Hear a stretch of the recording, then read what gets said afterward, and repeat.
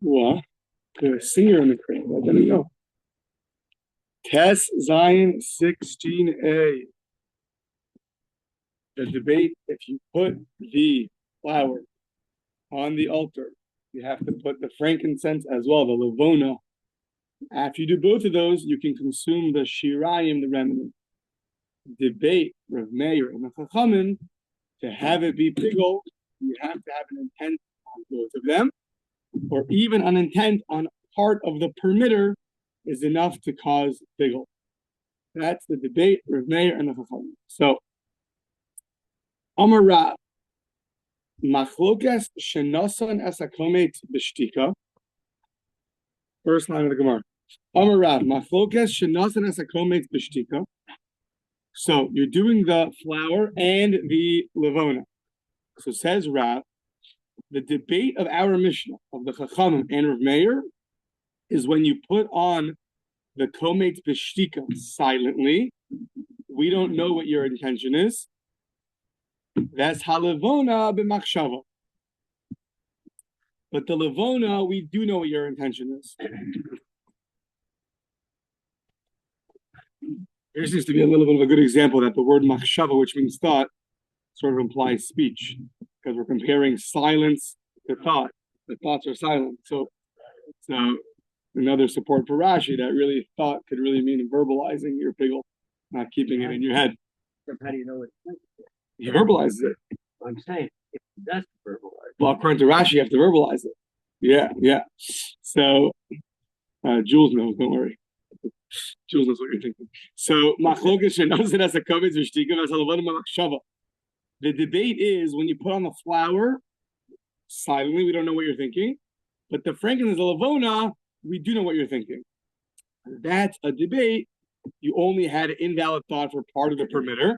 Debate, Rav Meir says pigul, Chachamim say no.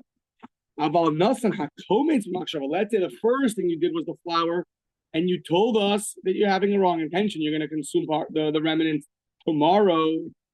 But when you go and you put the frankincense on, you stay silent. We don't know what you're thinking. There, Rav holds, everyone agrees it's pigul. What's the difference? In each case, you only told us your thought for one of the services. But there's a big difference, according to Rav, that what?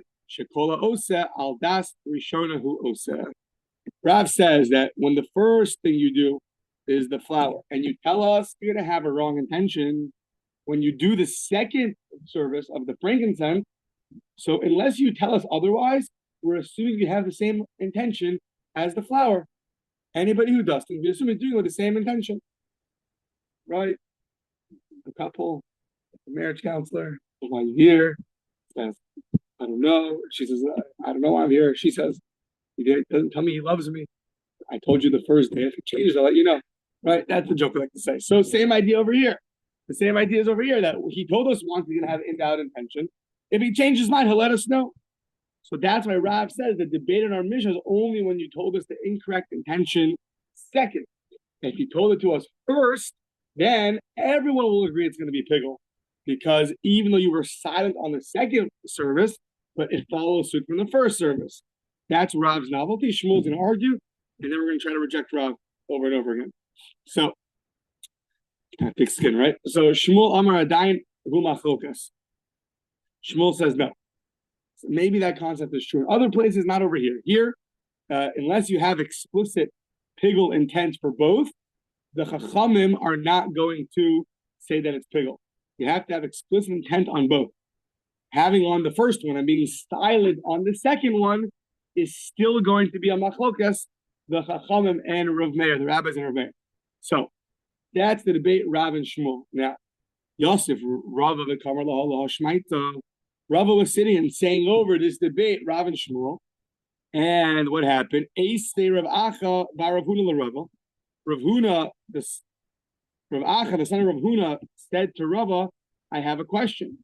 Tamed var mamurim b'kmitza ub'matan kli u'behilos aval balo lahaktara nasan es hakometz b'shtika v'es halavona b'machshava es hakometz b'machshava v'es halavona b'shtika Rav Meir Omer Pigul l'chayav and alav kares The Chachamim Omrim ein bo kares ad sheyipagel v'chol hamatir. So he brings him a brisa, which says when is there pigul? By the kmitza, the placing in the vessel, the walking it over. However, when you go and you offer it up on the altar, so now the brisa says if you do kmitza quietly but frankincense, you tell us your thoughts. Or the other way, kmitza, you tell us your thoughts, and the frankincense is quietly. In both those cases, there's the debate with Meir and the Chachamim. It doesn't matter when you told us your thoughts, first service or second service, flour or frankincense. At the end of the day, in both those cases, the rabbis disagree with Rav Meir that unless you have explicit intent, invalid intent on both services, it's not going to be pigul. So that's the brisa. So what's the question? Kitani miha, nevertheless it taught, you had pigul intent by the flour, putting the flour on the altar. Es halavona b'shtika, the levona, the frankincense, you did quietly. We don't know what your intent was, and yet upligi, and they argue. What do you see? I just showed you that the rabbis argue on Rav Meir even when you had explicit intent by the flour, silence by the frankincense. That directly contradicts Rav, because Rav says if you have explicit intent on the first one, the second one follows suit. So even if you're silent by the frankincense, but we assume it's the same as the first one, as the flour. So we see that it's like Shmuel and not like Rav. So how is Rav going to defend himself against the brisa? So it says the Gemara, Ema v'kfar nasan es halavona b'shtika. When it says the frankincense came second, it really means you already put it on. You already put it on originally. Not that it came second, it's that you already put it on, and really it came first. And kmitza and the flour came second. What's the problem with that? I have two answers, meaning two rebuttals to such an emendation of the brisa. First of all, how can you tell me the second case of the brisa is telling me that the frankincense came first? Get to the first case of the brisa told me. The brisa spoke at two cases: flour, then frankincense, then flour, or the other way around. Frankincense and flour, and then frankincense. So how can you tell me that in the second case you already put on the frankincense? That's the first case. So that's first of all. That doesn't sound like that's the right way to. That wouldn't be a correct emendation of the brisa. One problem. Another problem is Hatanya Acherkach. The brisa afterwards, we taught afterwards in explanation of this brisa. Targum of Chanina b'shtei deos. That Rav Chanina explained the brisa to be talking about two different people, meaning one of them did the flour and one of them did the frankincense. So, and that's why. One second.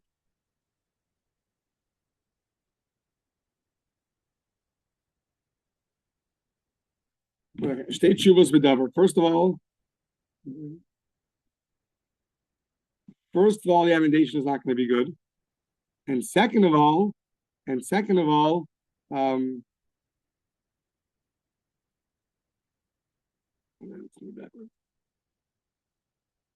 once again, we're asking on a Rav on this idea that even the rabbis agree that you're doing it, that if you're silent on the second one, it's going to be invalid. So this brisa argues on that. So we said, amend the brisa. On that we said, that would be incorrect emendation because it's just repetitive. The ode, Hatanya Achakach, afterwards, Tagmar of Chanina b'shtei deos. Meaning afterwards,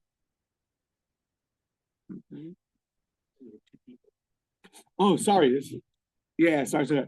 Meaning afterwards, later on, Rav Chanina explains that it sounds like, I think it's another part of the brisa, not this part. Yeah, not this part, afterwards, I think, is that they argue about when you have two people. When you have two people, one does the kmitza, one does the lavona, the rabbis still argue in that case. They still argue in that case, but I think that shows you that in this case where it's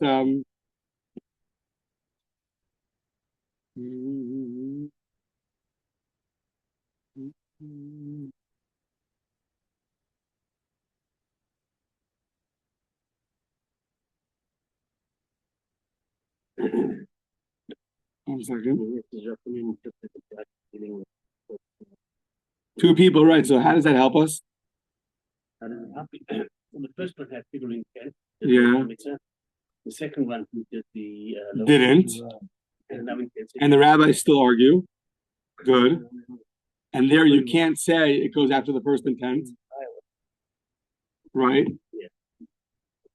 Right, but why is that a problem for Rav? That's not again. Why is that a problem for Rav?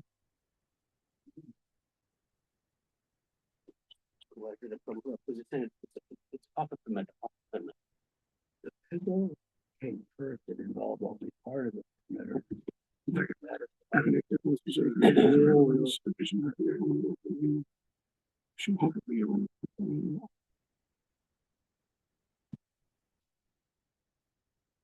Once again, Rav holds when one person does two services, and the first one he has an invalid intent, and the second one he's silent. We say that everyone agrees it's bigel because we assume that the second intent follows the first. So now that you tell me that this brisa is two people, so Reuven does put the flour on, saying, "I'm going to consume the remnants tomorrow." Shimon puts on the frankincense and is silent. And the rabbis still argue there and say that it's not going to be pigel. Right. Now, when it's two people, you cannot say that he goes after the first person's intent because it's two separate people. Right. So, what's that do with Rav? Why is that against Rav?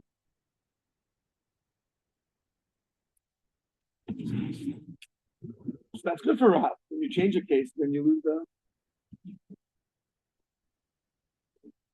Oh, 1 second. That's good. I misread it. That's what the problem.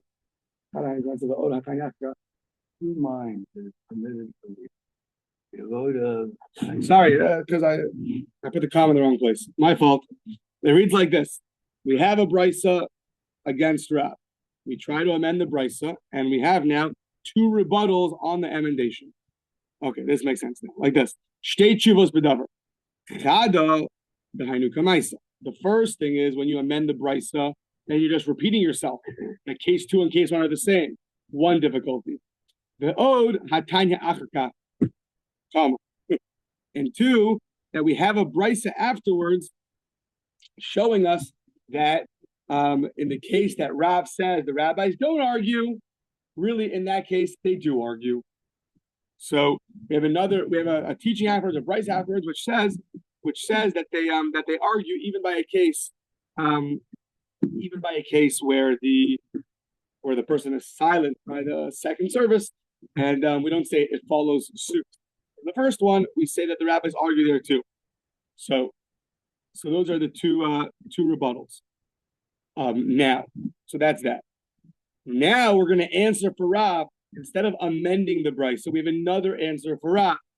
That answer is Targuma Rav Chanina. Rav Chanina now, and this makes more sense. It's helping Rav, not against Rav. Targuma Rav Chanina b'shtei teos. Rav Chanina says that this brisa that you brought as a question on Rav is really Rav Chanina understood. It's referring to two different people doing the services.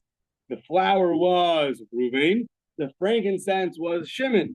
If that's true, that has nothing to do with following my first intention. You can only, the debate of Rav and Shmuel is when one person does flour on the altar and he has an explicit invalid intent. Then he does the frankincense, puts it on the altar, and we don't know what his intent is.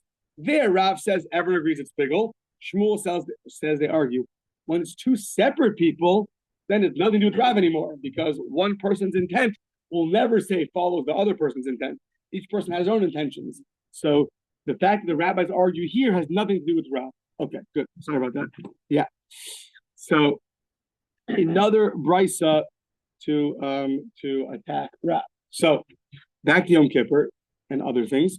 Kashma, basically we're going to have now a number of services that you bring the blood on the inner altar, not the outer altar. So Kashma bevendvar amurim b'dom hanitanon al mizbeach hachitzon, aval dom hanitanon al mizbeach hapnimi. When you have blood placed on the inner altar, for example, you're going Mem Gimel Shel Yom Kippurim, the 43 applications of Yom Kippur. So some of those are on the inner altar. When the Kohen Gadol makes a mistake and he rules incorrectly, so then he has to bring a special bull. On that bull, you have applications on the inner altar. When the congregation follows the court's ruling, they have to bring a bull, and part of that bull's application is on the inner altar. So now, when you have all these applications, 43 on Yom Kippur, 11 on the Kohen Gadol's bull, 11 on the congregational bull. So now, all of these, says the Brisa, Pigel, Bain Barishona, Bain Bishnia, Bain Bishlishis, whether you had Pigel intent on the first set of applications, the second set of applications, the third set of applications, either one, Rav Meir says Pigel consistently. If you only had Pigel intent on part of the application, that's Rav Meir. It's going to be Pigel. And you'll be liable kares. Karim kares. No, ain bo kares. Achi yifagel b'chol hamatir. Say the Chachamim, it's only Pigel if you have the wrong intention for all the applications. If your offering requires 43, 11, or 11 applications, so until you have Pigel intent on all 43, it's a real mess up in the Kohen Gadol and the no 43 incorrect out. I mean, that's like, yeah. You better hope we pass like a Chachamim or Meir. We're in trouble. Yeah. So it's interesting. Like we wonder, all this Pigel discussions. I don't know what the answer is. How come this takes up so much space? But it is interesting that in the second base of Mikdash, I forgot the exact number, there was an absurd number of Kohanim Gedolim in a short period of time because of the incredible corruption that happened. There's a lot of corruption in the second base of Mikdash. So I forgot a few hundred. Oh my God, there's a lot of them kept going and dying, and so it's interesting if you put yourself in that time period where you have hundreds of years of corruption of Kohanim Gedolim. So we understand why somebody would want to invalidate offerings. They weren't righteous people that usurped the leadership roles. Yeah. Okay. Either way, that's the price. 43, 11, and 11. Machlokas, if you have wrong intent on part or wrong intent on all. Fine. Kitani mihas, and nevertheless we taught Pigo, Bain Barishona, Bain Bishnia, Ubain Bashlishis, Upligi. Now, here we're assuming like this. When it says Bain, we're going to reject this, but right now, simply understood, it means whether you had intention on one, whether you had on two, whether you had on three. Right now that we're assuming what it means is when you had intention, invalid intention on 1, 2, and 3. So meaning each time you had a wrong intention. So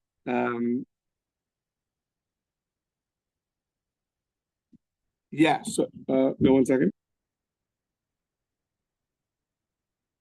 One second. Sorry.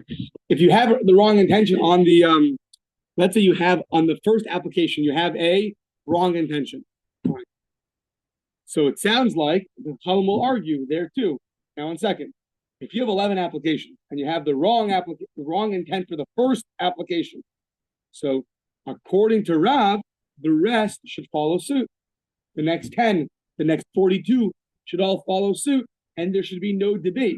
Everyone should agree that at the end of the day, you had Pigel on all of the applications. Here we see, even if you only had intent on the first application, so the rabbis still argue, which means they don't say that as long as you have the wrong intent on the first one, the rest of them follow suit. So that's the difficulty on Rav. That if you have the wrong intention on the first one of the applications on any of these offerings, that the rabbis still argue and say it's not Pigel, unless you had the wrong intent on all 43, on all 11. So we see, not like Rav. Now, what are you going to say? Same answer as before. Say, talking about two different people. Maybe the brides are talking about two different people. So says the Gemara, that's one of these cases in the bride is Yom Kippur. Now, Yom Kippur, if you mess up by one of the bulls, so let's say you find an invalidation in the Kohen Gadol. So now, so now you have to replace the Kohen Gadol with a deputy Kohen Gadol. Where does he start? From the beginning, or where the previous Kohen Gadol left off? So, if you hold, he continues where the previous Kohen Gadol left off, then it's fine. Because you can say that the Bryce is talking about two different people on two different parts of the application. One through, 24 was one Kohen Gadol. Next one comes in, 25 till 43 is another Kohen Gadol. You have two different people. So therefore, Rav doesn't apply over here because we can't say that the second person, follows suit the first person's intent. No. But that itself is the debate. Some say that if he messes up and we find an invalidation of Kohen Gadol, when the next one comes in, he starts from the beginning. Has to do all 43 applications. So if that's true, then you cannot say that 43 applications could be done by two different Kohen Gadols, because even when the second one comes in, he starts from the beginning. And therefore, you still have the problem of if you have the wrong intent on the first one and not on the rest of them, it should follow suit. So, he goes in with the bull, even with the blood of the bull, meaning if the previous Kohen Gadol got him to that point, he can continue and take the blood into the Holy of Holies. He doesn't need to go and start again.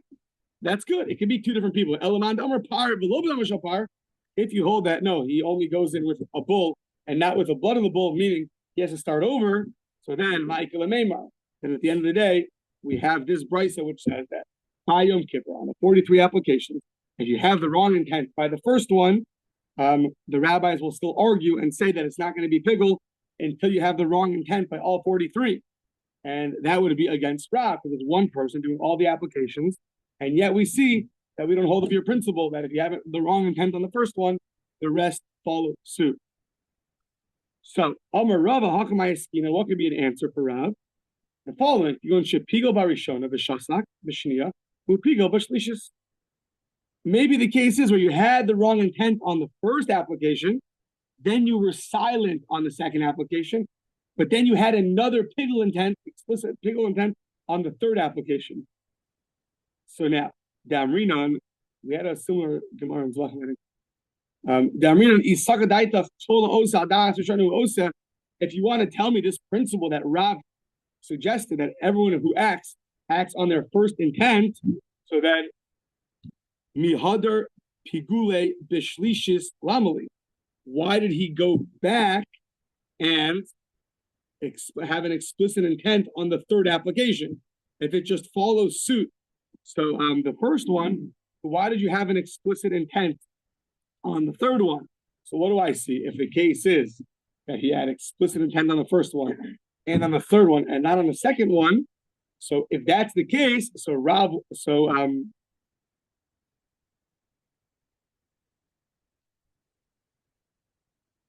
if it's true that you would hold to this principle, why would he again explicitly state his intent by the third one?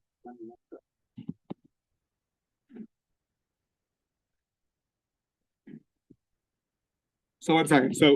So Rava suggested that the case is he had one, silent on two, and then explicitly stated on the third. And this is going to help Rav, because Rav says that because in this case, the fact that he was silent on the second one, so he had to again explicitly state that he does want a pigul intent. And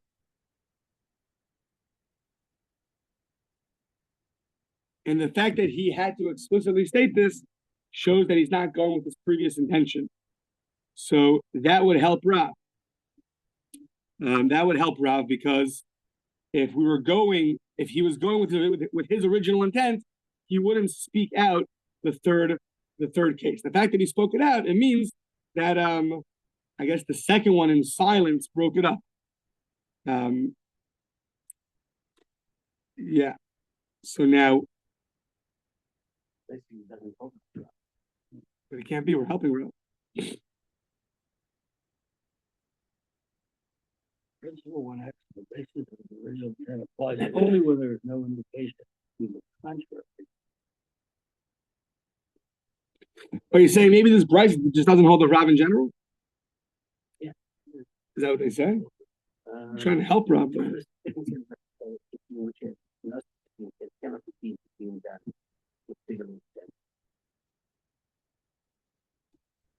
I thought the Gemara was saying like this. The comment is the principle that one acts on the basis of the original intent applies only where there is no indication to the contrary. Yeah, that's what I thought, exactly. So Rav, it's not going to be a contradiction on Rav, because Rav is saying when you have an explicit invalid intent, then you're silent, and that's it. When you have explicit intent, and then you're silent, and then you have explicit intent again, so what does that show you? The fact that you had to have explicit intent again, you're showing us that your second application is not going to follow suit. Meaning, if you speak out something on 1 and 3, so what's with 2? Does 2 follow 1 or not? Well, if you said nothing by 3, it would follow 1. The fact that you said it by 3 shows us that you don't want 2 to follow 1. So it's another way of saying that we're not dealing with Rav's principle, because here you're explicitly showing us, like it says, the contrary by staying silent and then speaking it out. So you want a bunch of food that you want. You're presented with a bunch of options. I want this, and you skip over the middle one, and I want this. Second one you don't want, right? So yeah, fine. So now on that emendation of the brisa, Maskel for Ravashi meaning Shasa Katani. The brisa doesn't say he was silent on the second one. He never said that. You want to say that in the brisa, but that's not what the words say. So therefore, Ela Maravashi, another answer. He had explicit pigul intent on all 3, 1, 2, and 3. So now, same thing here. If he really wanted to go with the original intent, he could have stayed silent, but instead he spoke out every time, 1, 2, and 3. So also, Rav's principle is not going to apply. So Mehader pigul. Why'd he go and tell us that you're having invalid intent on 1 and on 2 and on 3, etc., all the way? Why did he say that? He said that because he didn't want us to think that he's going to go with his original intent. He wanted to explicitly state it. So this is not a case of Rav. Rav is where you stated something and you kept silent. Here you keep stating it over and over again. So why did you state it over and over again? So yeah. So it's not a case of you going with your original intent. Yeah. So next page. On this, we have a problem. The brisa said Bain Barishona, Bain Bashnia, Bain. It means whether you had on the first or whether you had on the second. Not that you had on all 3. It's whether you had on the first or whether you had on the second or what you had on the third. So the wording of the brisa really implies that either one.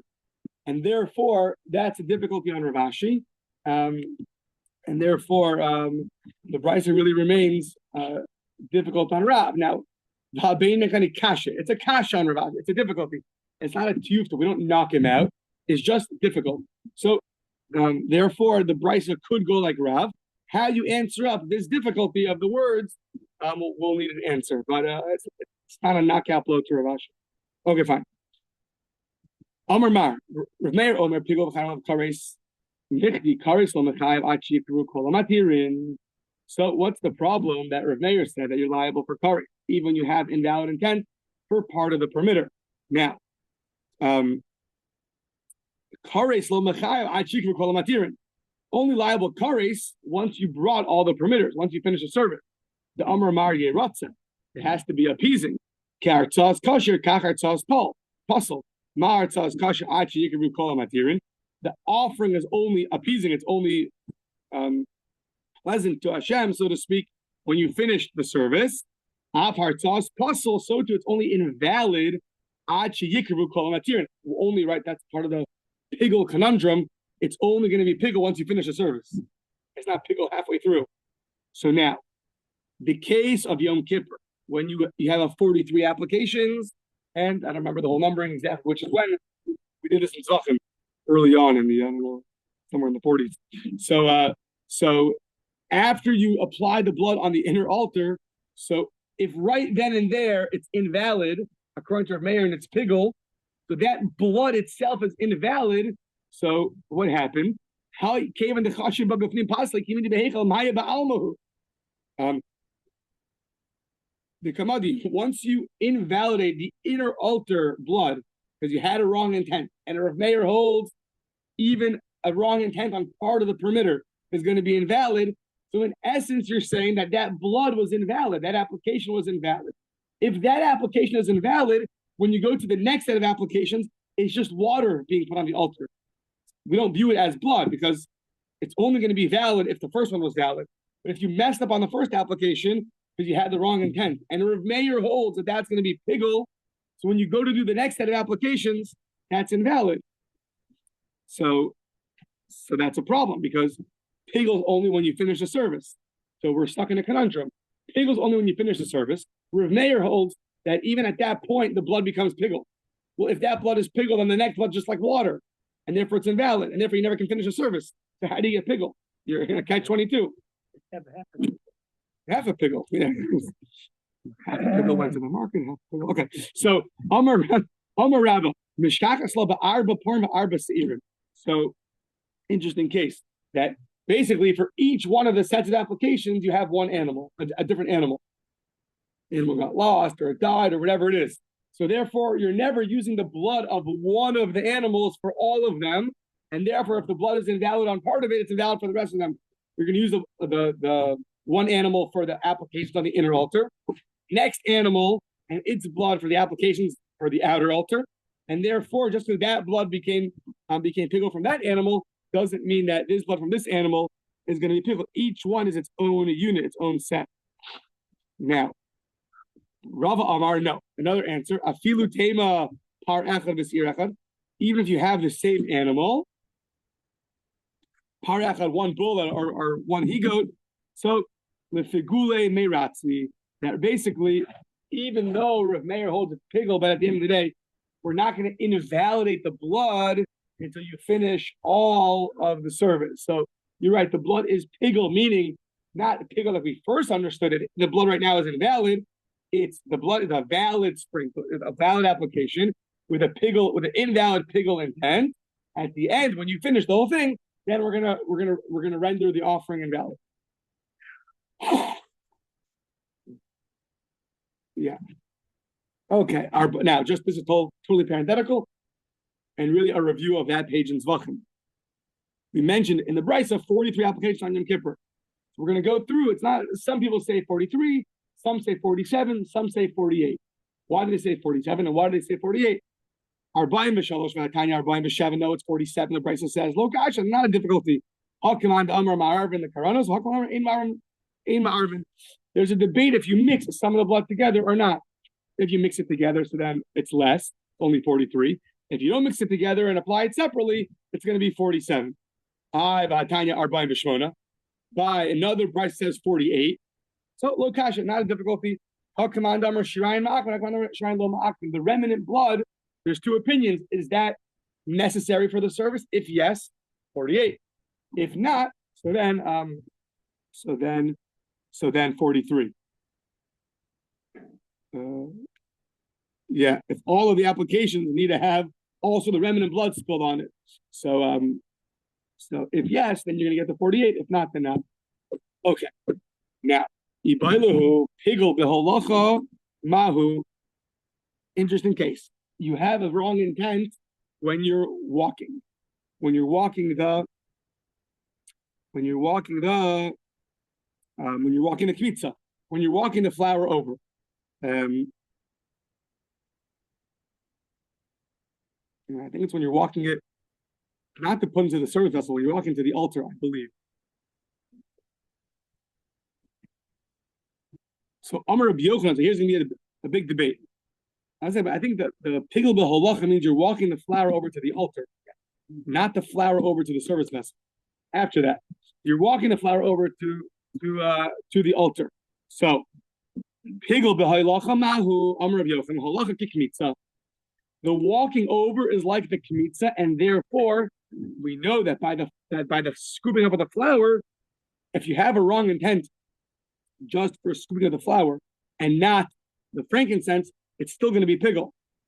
The Reish Lakish Amar, no. Walking the flour over to the altar is kihaktara, halacha kihaktara.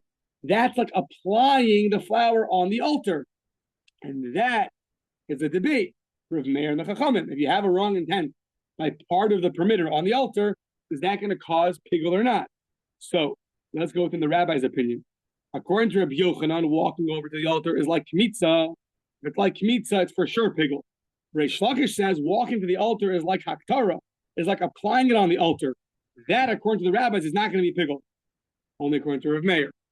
So, Bishlam al Reish Lakish, Ikanami, Holacha de Lavona. I understand Reish Lakish that it's only like you're doing part of a perimeter because you're also walking over of the frankincense. So you're doing like half a perimeter now. That's like half of a placing on the altar, and therefore it's not going to be pigul. That I understand. Why is it considered half? Because you have to walk the frankincense to the altar also. So in essence, you're doing only half a perimeter, and therefore it's not going to be pigul.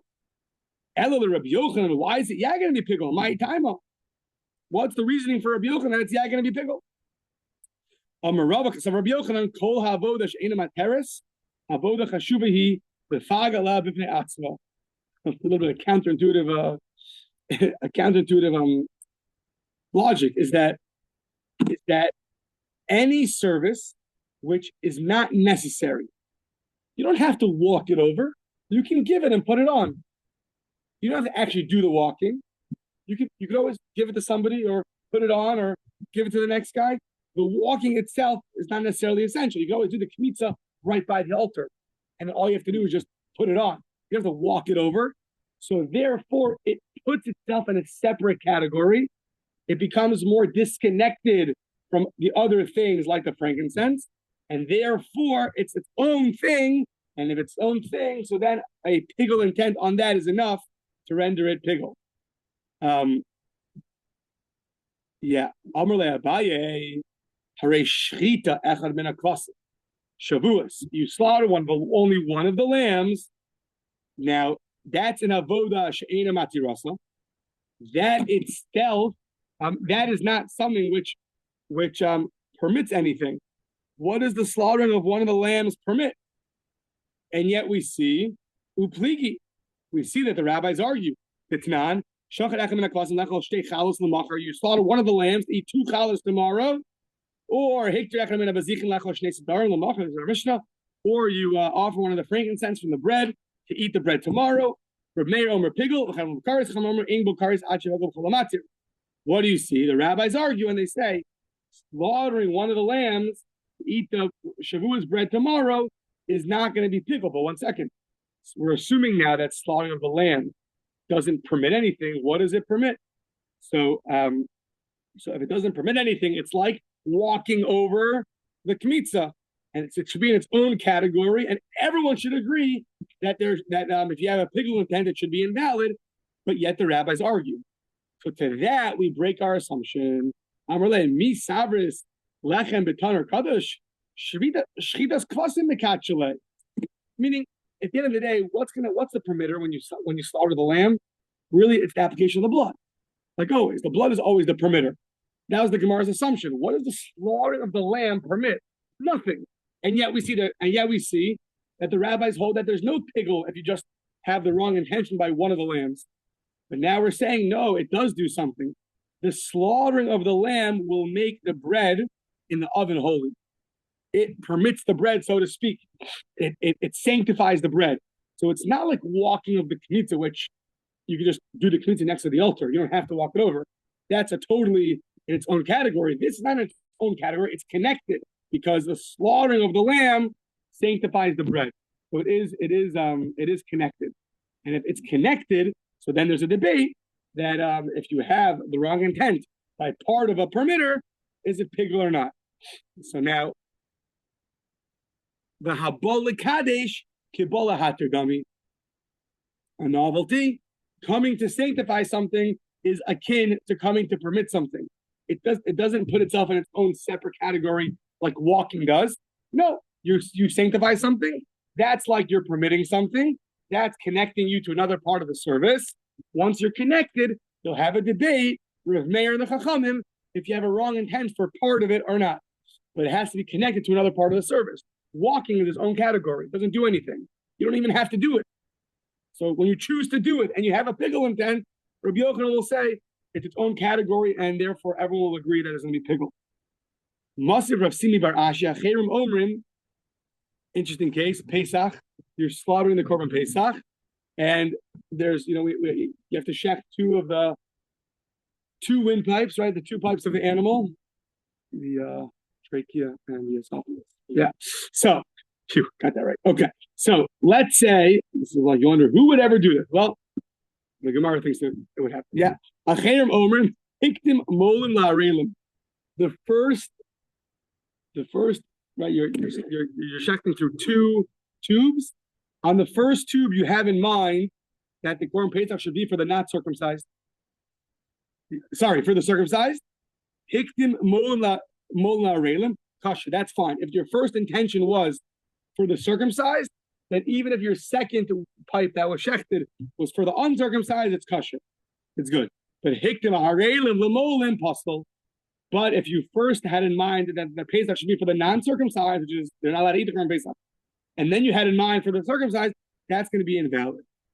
The kaim malan, the bechatzi matir pligi, and we have a debate that on this case that Rav Meir and the Chum are going to argue if there's pigul here or not.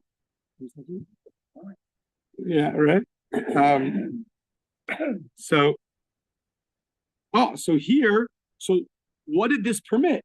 We find that they have a debate even by this case. They have a debate if there's pigul or not. But here, what did you permit? What is a shechting permit? So, permits nothing. It's like walking. But by walking, Rabbi Yochanan said there's no debate. A question on Rabbi Yochanan. Amarle, misavers dam bitzavar behema kadosh. Dam sucking mekachule. How did the blood of the animal in the neck, how did it become holy? It didn't happen on its own. It was the knife slaughtering it that sanctified it. The Habala Kadesh, Kibala Hatter Dami. And someone who comes to sanctify something is akin to permitting it. Therefore, it's connected. And therefore, really, it's not the same as walking it over. Okay. 6:48. Have to finish tomorrow.